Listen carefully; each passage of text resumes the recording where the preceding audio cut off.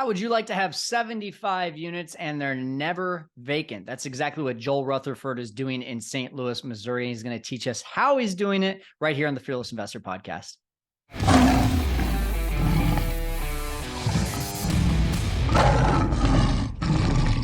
Hey, everyone. Welcome into the Fearless Investor Podcast. Joel Rutherford had reached out to me through social media, and he was telling me about how he's doing this hybrid of both Airbnb and midterm rentals in St. Louis, Missouri, and how he's just never, ever vacant. And I took a look at his portfolio. I took a look at some of the things he was doing. I was like, I got to get this guy on the show.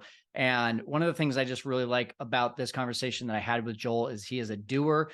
He doesn't overthink it. He just gets into action and he figures out the details as he goes. And that's the kind of mindset that you've got to have, or you've at least got to have someone on your team with that kind of mindset so that you can grow this business at the rate that you want to. And so I would love if you sit here and listen in with Joel here on the Fearless Investor Podcast. Hey guys, welcome into the Fearless Investor Podcast. You're listening to me, Kyle Stanley, and we're also going live in our six-figure formula group. If you're not already a part of that group, everyone here in this group that comes on here live gets to ask our podcast guests questions after we're done recording. So a great benefit for them. So guys, for those of you that are watching live, get your questions ready. And Joel, let's get started, man. First of all, thank you for jumping on here. And biggest thing for me, love starting off with this question. What's your craziest short-term rental story? I know you've got a lot of units. You probably got some crazy stories out there. Yeah, we could probably spend the whole podcast on that, but I'll try to narrow it down. I would say it was probably about a year ago. Over the holidays, we have a unit, a building that we do more midterm rentals in, travel nurses, things like that. And we had a gap in bookings, and somebody did a booking inquiry. They were they were looking for 7 to 10 days, something like that. And they said that they were in town to research the real estate market. They wanted to buy properties, and they got here, everything checked out for the most part, but they immediately started complaining about the internet connection being slow. And no one had ever complained about it. We have 4 units there. No one had ever complained in years about the internet connection being slow. And I'm not a tech guy, so I don't really know when somebody says that what the problem is. So we called the internet provider. We increased we upgraded the speed. We did all those things, and and they still complained about it. So I said, okay, well, I'm going to come over and I'm going to check it out. And I went over there. I honestly had no idea what I was going to do when I got there. Anyway, I was just going to kind of be hospitable about the situation and try to be, as good of a host as I could. And when I got there, they had some TV, like video lighting and equipment all set up, like they were doing some kind of show. And so I told them, hey, I will do whatever I can to make the internet work for you. They said they do cooking shows and that it's important that they have high upload speed. And again, I'm not a tech guy. I don't even know what any of that means. And so the next day she was complaining about it again. And so I said, I'm running speed tests on this and it tells me everything's great. Why don't you send me a screenshot of your computer so I can see what you're seeing? Because she kept telling me that this speed was slow. So she takes a picture of her computer with her phone and sends it to me. And I can see the background of the living room behind her computer. And there were just mountains of sex toys on the couch behind. So obviously they were not filming cooking shows in there. They had other things going on. And so, I replied back and told her, I said, well, you might want to clean up the background before you send me another picture, but I think it's time to cancel this reservation. And we went from there. And so went over there. They had been there for about 2 days. And I called my friend who works for the St. Louis Police Department. We went over there and we told them they had to leave. And after being there for 2 days, it probably took them 3.5 or 4 hours to move out. They had so much stuff. It was unbelievable. Wow. One time I got a booking from a very popular TV show that because of a non-disclosure, I can't tell which one it is, but I wasn't even allowed in the house. I wasn't allowed to talk to anyone on the staff. And so for a while there, I was thinking, I wonder if they're just using the shield of this really popular show, but they're really doing like a, porn shoot or something like that. Mm-hmm. And turns out 6 months later, a friend of mine sent me a picture, and he's like, "Isn't this your house?" And it was the actual show. So it was kind of a whoo, okay, we're good moment. Right. So, Right. all right, Yeah. Joel. You never know what's going on behind the door. You never do. You never do. Well, today we're talking about the 3 ways to adjust to this current market. And I know that you're doing a lot of things that are not just relying on Airbnb. And I feel like there's gonna be a ton of value here today, but I really want listeners to get an idea of your background and where you came from before you got into short-term rentals and Airbnb. So can you just kind of rewind the clock here for a second and take us back to what brought you into this business and what you were doing before? Yeah, it was kind of a long, windy road. I was always interested in real estate, and when I got out of high school, I joined the military in '97. I stayed in the military until 2004, and I was deployed in Iraq in 2003 and 2004 with the 101st Airborne Division. What a lot of people don't know about being in a situation like that is there's a lot of action and a lot of scary moments, but there's also a lot of downtime where you can sit around and discuss things with your friends and colleagues and fellow soldiers. And so we would always talk about, what are you going to do when you get home? What are you going to do when you get home? Because my contract was up. And so as soon as I got back home, I was finished with my military obligation. So I was headed straight for the civilian world.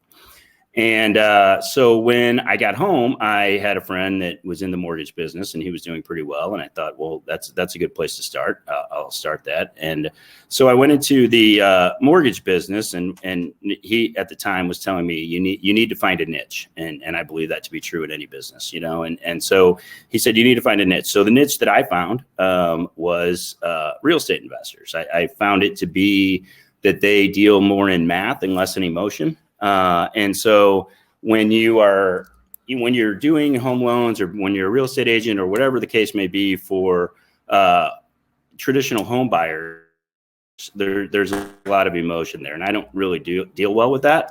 And investors, it's all about the math, right? And so that's more my speed.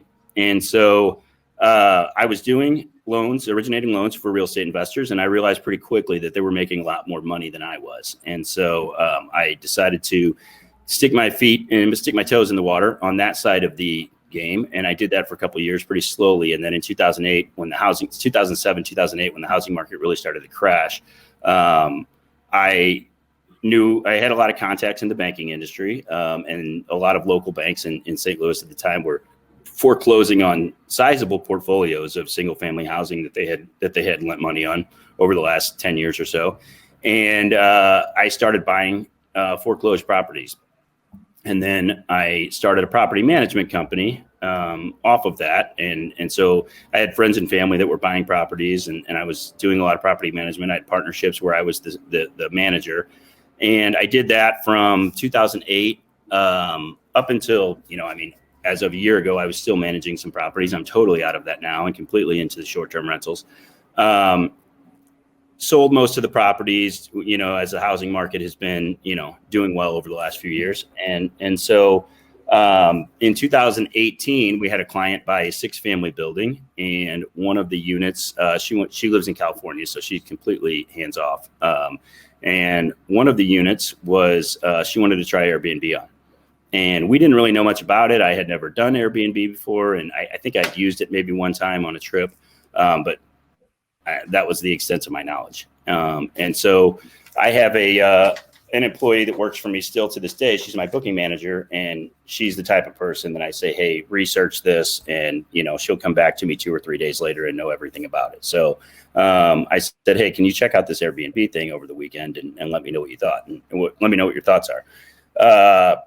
Came back to work on Monday, and she knew everything about Airbnb that one could possibly know. And so I said, all right, well, let's give it a shot, and let's list this property. And we did. And at the time, on a traditional lease, the rents were bringing in about $700 a month. And this particular unit started bringing in $3,000 to $4,000 a month. And so the owner was like, okay, well, when the rest of the leases in the building come up, we're going to not renew them, and we're going to furnish them. And so those were the first 6 I started out with in 2018. And at the time, I was doing a lot of tenant placement for, clients, friends, family, things like that. And so I just, when someone would call me and say, hey, I have a vacant unit over at one of my properties, can you help me fill it? I would, pitch, well, hey, why don't I fill it for you? Why don't I be your tenant? And so we did a couple of those. I manage a building in downtown St. Louis, right by where all the action is. And we were having a vacancy problem in the building because, not a lot of people people that are born and raised in St. Louis generally don't live downtown. It's just, it's a weird dynamic for St. Louis, but it's the reality. And so people I live downtown, and all of my friends from downtown, all my neighbors, none of them grew up in St. Louis. They all come from other places. And so it created a vacancy issue. And so I pitched to the landlord, hey, why don't you try Airbnb? He wasn't interested in doing it personally. He didn't want to be involved. And so I said, okay, well, how about I lease these from you? And so I signed a 5-year lease on 10 units and had no idea what I was doing or what I was getting myself into. But that's kind of how I've operated my whole life. And so I felt comfortable doing that. And we did that for the last half of 2019. And then we were ready to launch for the spring of 2020. And as I was telling you prior to the going live here, the only thing that could have possibly derailed us would be a worldwide pandemic where travel was shut down. And so I remember March 13th, 2020, the NCAA tournament was coming into town, and the Enterprise Center where the tournament was being hosted is 3 blocks from our building. And so we were full at premium pricing, full. It was finally time to really make this thing work. And then boom, March 13th, 2020, the world shuts down, and where do we go from here? Who knows? And we've pivoted. We've made a lot of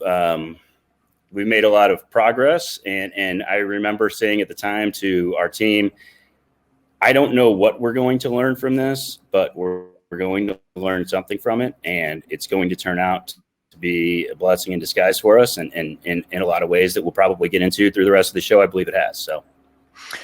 So lots to unpack there, but the biggest thing that stands out to me, Joel, is you sound like a person who is just, where is the opportunity? And I'm going to follow that opportunity, right? You were in the military and you heard about getting into real estate, and you said, okay, mortgages. And then you got into real estate investing, and now you're managing properties because you saw an opportunity to manage other people's properties that were coming to you. And then this person comes to you and says, hey, what if I want to do Airbnb?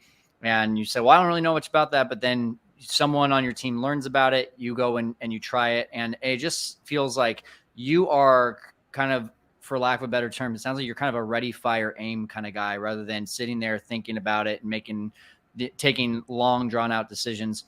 Have you always been like that, or is that something that you had to teach yourself? Is that maybe even something the military helped teach you? I would say I've probably always been like that. What I've had to learn over the years is just to surround myself with more risk averse and cautious people on my team. Because if not, we always say, so my partner, Rachel, who's my partner personally and in business, we always say, if Rachel were running the show, we would have 1 unit and it would be absolutely perfect. And if I were running the show, we would have 1,000 units, and none of them would have couches in them, but we would have 1,000 units. And so we balance each other out that way and make sure that we're taking as cautious of an approach as we can. But I think at the end of the day, especially in an industry that's as new as the short-term rental industry is, there's no way to learn other than to do, right? And so you just have to get out there, and you have to make mistakes, and you have to learn, and you have to be, prepared to pivot and admit that you made a mistake and move forward and do things differently. And you said, March 13th happens, which, man, I mean, my March 13th, I remember that date too. It was actually March 12th for us is when we started seeing all these cancellations come in, but I didn't have the NCAA tournament happening next to me, so I cannot imagine the devastation of seeing all of that.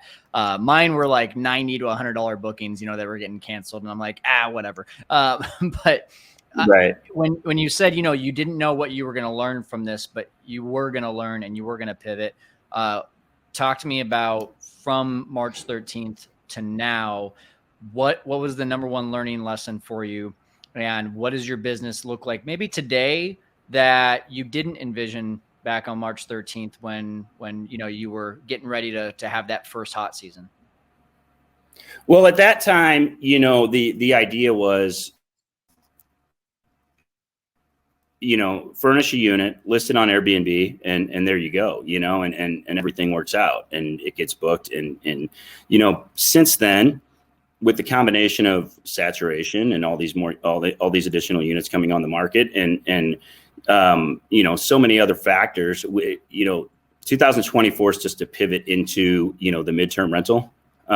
And so St. Louis, the one thing that the city really has going for it is we have world-class hospitals. We have 2 highly rated world-class hospitals in St. Louis. And so our travel nurse market is in really, really high demand. And so what we learned from that is that you need to identify what your unit is and who it serves, right? And so we have certain units that we will only do 2 and 3 day, 5 day, whatever tourist type of bookings in. We have certain units that we will do only 30 days or more. And so when we look at taking on a new unit, one of the first questions we have to answer is, what are we going to do with this unit? Is it going to be for weekend tourists, or is it going to be for 30-day or longer stays? And so that kind of gives you the plan, right? And then you know who to market that particular unit to. But prior to the podcast, your assistant had asked me for a link to our Airbnb units, and I sent it to you, and I think there's 40 units or something like that on there. When in actuality, we have 75. But I have, 25, 30 bookings or listings, that aren't listed on Airbnb. I don't want them listed on Airbnb because that's not who I'm trying to attract. And so that's one of the main things we learned, is that there is a market of longer term stays. There's a big market of longer term stays. And I think that you can expand your growth a lot faster and make things a lot smoother if you have a blended portfolio. I can't turn 75 units every Friday, right? But if out of those 75 units, 40 or 45 of them have people that are going to be there for 60 or 90 days, I don't have to turn those every Friday. And so your revenue is going to be down a little bit on that, but your operation costs are going to be down as well. And so, we have units that are just on cruise control for 90 days the day somebody checks in. And so we identify the units up front as far as what type of guests we're going to host there. And then we go from there, and we have no vacancies. I mean, we never have vacancies. That's pretty awesome. I mean, 75 units, you're right around the same amount as me. And we really, unlike you, we do get a lot of our nurses from Airbnb. We get some from Furnish Finders. We get some from direct bookings, but it sounds like you have these 2 different sides that you're marketing to. What is the day-to-day, especially for your team, look like for you in regards to that? Like, I guess the biggest thing I would think, if I'm sitting here and I'm thinking, hey, I've got 1 or 2 units, and one of them's a 1-bedroom, one of them is a 4-bedroom, and I want to have 2 different sides of this. What does marketing to a longer term tenant for you and your business look like? And also just what is your team taking that on? Who is on your team? Just giving a little bit more information about your team would be awesome. So I am really involved in the booking process and the marketing process. My partner, Rachel, she runs the cleaning and essentially making sure the units are ready and they have what they need. And then on my side of it, I have an assistant, Maria, who handles all the bookings, and, she handles all the logistics and makes sure that the leases are signed and manages the calendar and all of those things. But the benefit to having a little bit higher unit count like we do, and having a diversity, a diverse portfolio of, some 2-bed, some bath, some 2-bath, in different areas around St. Louis, is like, I don't have to market an individual unit to an individual person. I just have to get them engaged in a conversation with me, and then I can send them our portfolio. And there's a really high likelihood that after I send them our portfolio, one of our units is going to work for them. Whereas if you have one or two units, it's a little more challenging because if either the unit works or it doesn't for that person, right? We send them a list of our properties and they get to choose which one works for them. That's perfect. And so we can do a little bit more broader marketing. Okay, awesome. So you mentioned you and Rachel are kind of the heads of the company. She's taking care of the cleaners as well. Who else is on your team to make these 75 properties run like a well-oiled machine? So Rachel has a maintenance technician that's a full-time employee that helps her, and then she has a cleaning team. Most of those are just subcontracted out to different individuals that are looking for side work, and she manages that process. And then the other side of it is Maria and I, and we manage all of the the bookings, the administrative task, all of those types of things, and then also on our management. We handle the communication with the owners as far as, we handle all of their accounting and let them know if things are needing to be done and things like that. We really try to focus on staying out of the property management piece of it and focused only on the hosting piece of it, because it can really get challenging if you're trying to be too many things to people.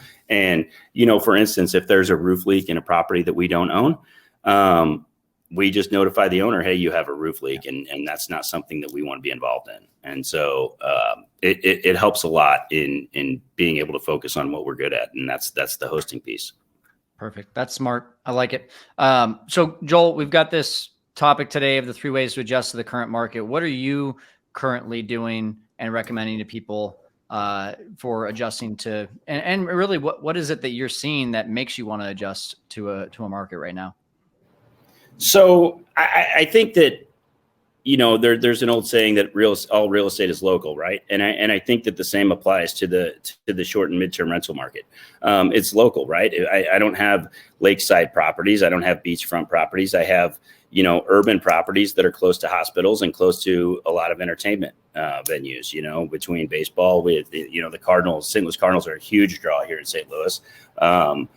Hockey team is more of a local fan base, so we don't get a lot of travelers for that. But there's a lot of concerts here, big concerts in the summer. There's a lot of things to do in the city, so we do get a lot of tourists, mostly that drive from other areas of the Midwest that come here. And then as I said, our units that are identified as longer term, we've identified travel nurses, we've identified digital nomads. 4 or 5 St. Louis Cardinals players lived in our units last year during the season. Nice.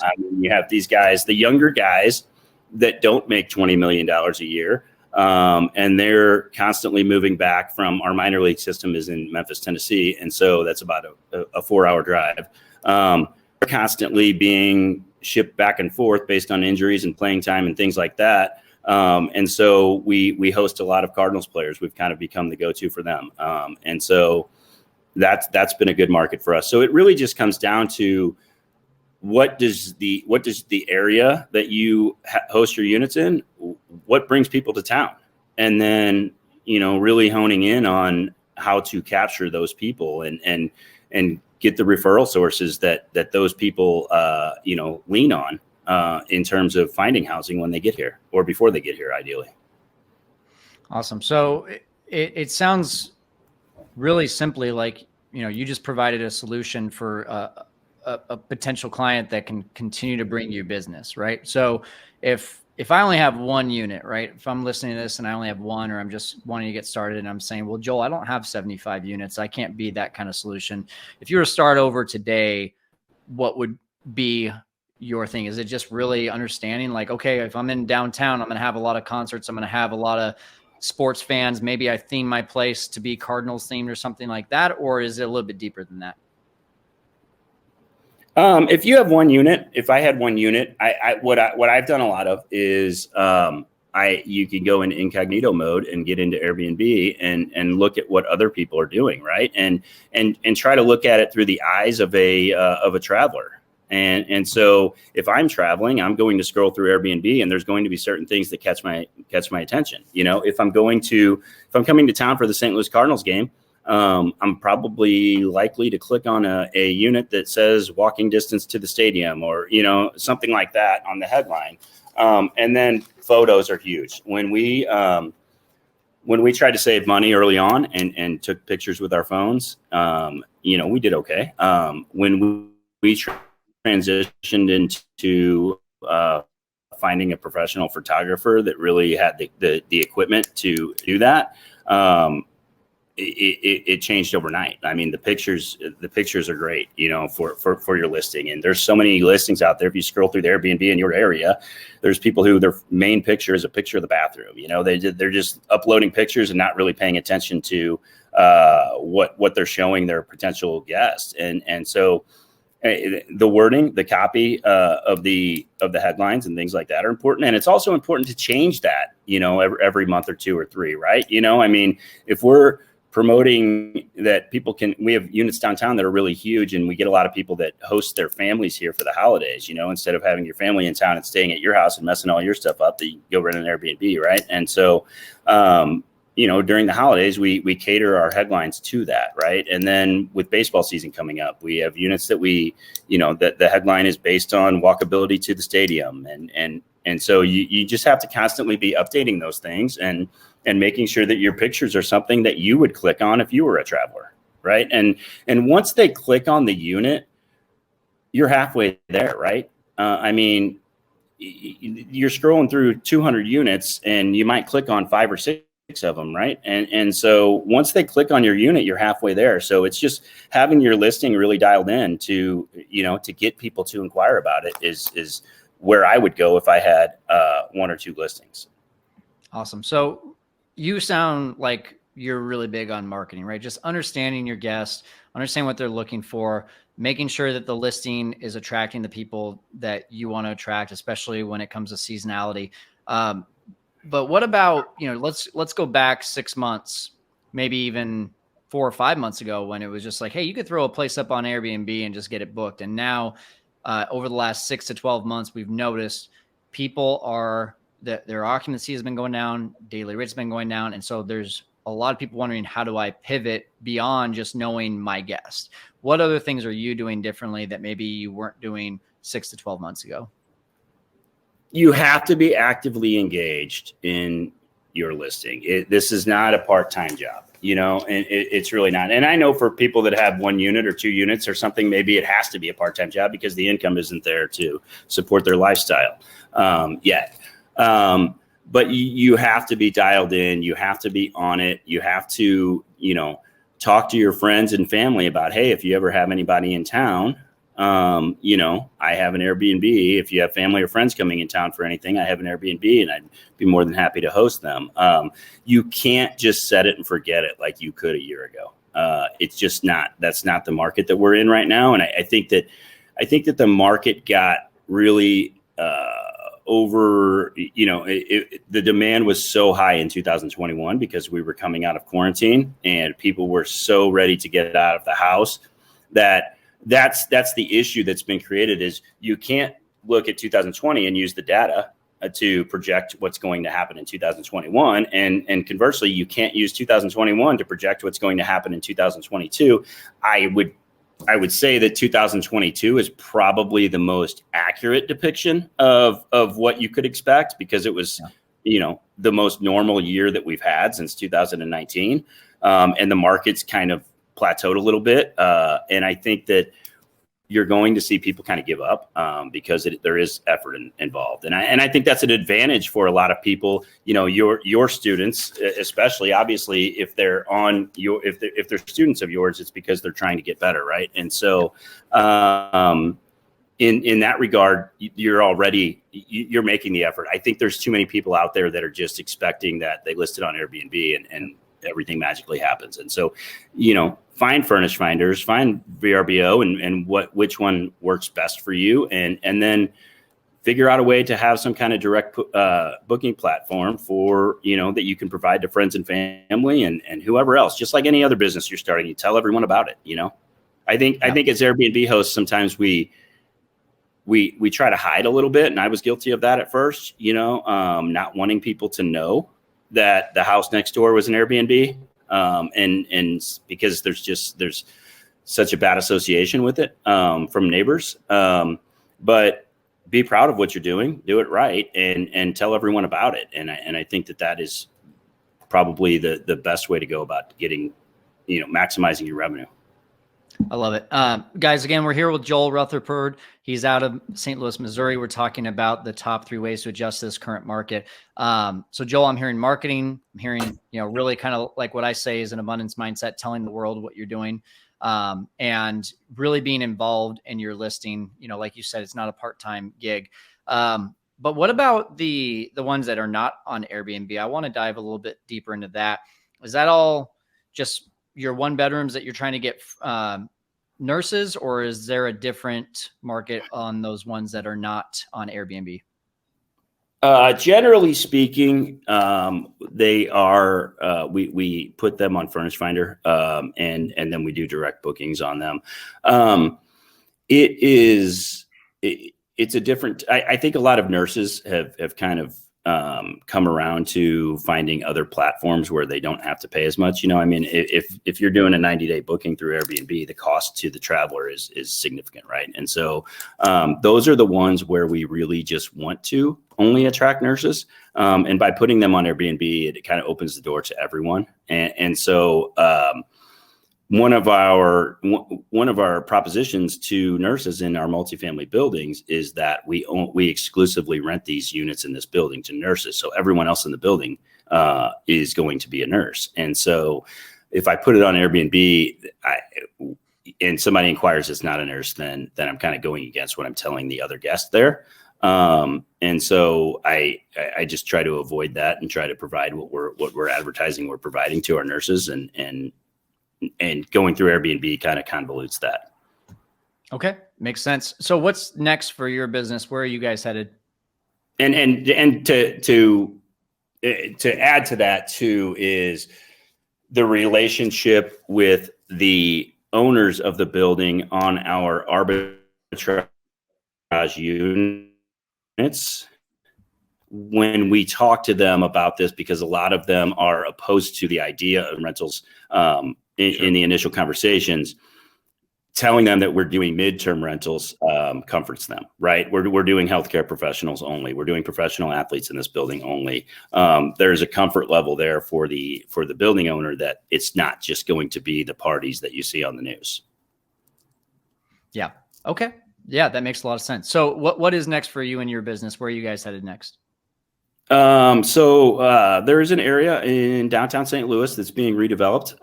It was hugely popular back in the 90s, and it's kind of been left to die since then. And we have a development partner that is rehabbing most of the buildings down there, and we've partnered with them and have a exclusive agreement with them that we're going to lease units from them when the renovations are complete. And so that's probably going to fill our plate for the next 3 or 4 years as that is growing. And so we're kind of going all in on that. And I anticipate that we'll be at 250 units or so within the next 18 to 24 months.